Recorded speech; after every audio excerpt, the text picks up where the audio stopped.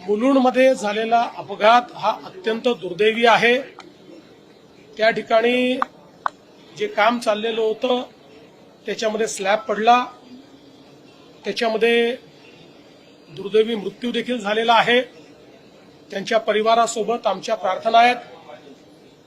जे जखमी आहेत त्यांना ऍडमिट करण्यात आलेलं आहे।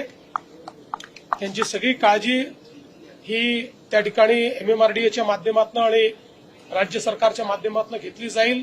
हा जो संपूर्ण प्रकार त्या ठिकाणी झालेला आहे यामध्ये जी काळजी घेणं आवश्यक होतं ती घेतली आहे की नाही याची चौकशी केली जाईल। अर्थातच ती घेतली असती तर कदाचित अशी परिस्थिती आली नसती।